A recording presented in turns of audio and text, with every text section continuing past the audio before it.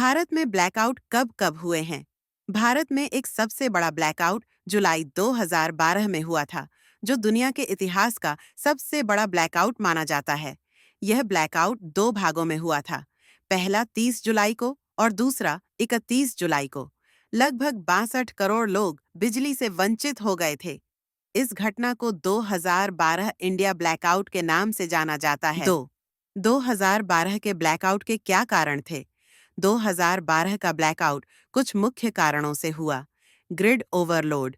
कुछ राज्य अपनी दी गई सीमा से अधिक बिजली ले रहे थे, जिससे ग्रिड पर अत्यधिक भार पड़ा और ग्रिड ध्वस्त हो गई। समन्वय की कमी। भारतीय ग्रिड के 5 भाग हैं: उत्तर, दक्षिण, पूर्व, पश्चिम और उत्तर पूर्व।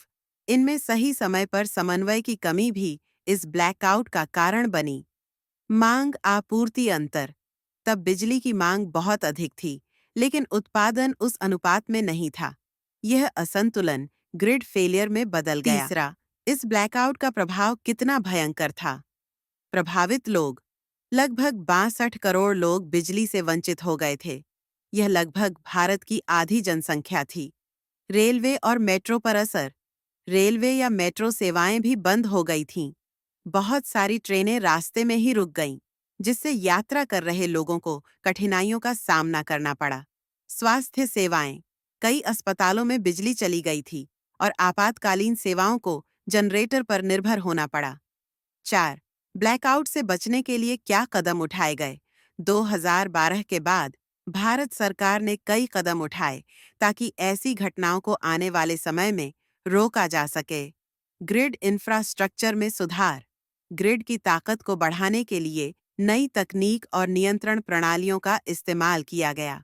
पावर ग्रिड में निगरानी और प्रतिक्रिया प्रणाली को और मजबूत बनाया गया।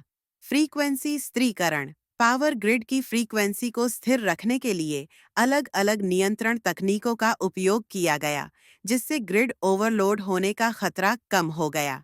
नवीकरणीय ऊर्जा का उपयोग। ग्रिड पर भार को कम करने के लिए सौर और पवन ऊर्जा जैसे नवीकरणीय स्रोतों का भी विस्तार किया गया। यह पावर सप्लाई में एक स्थायी और विश्वसनीय विकल्प प्रदान करता है। समन्वय में सुधार। क्षेत्रीय ग्रिड्स के बीच संचार और समन्वय सुधारा गया है, ताकि ओवरलोड की स्थिति में दूसरे ग्रिड से मदद ली जा सके। 5. आज के समय में ब्लैकआउट से कैसे बच रहे हैं? भारत में अब ब्लैकआउट होने की संभावनाएं काफी कम हो गई हैं, क्योंकि स्मार्ट ग्रिड तकनीक।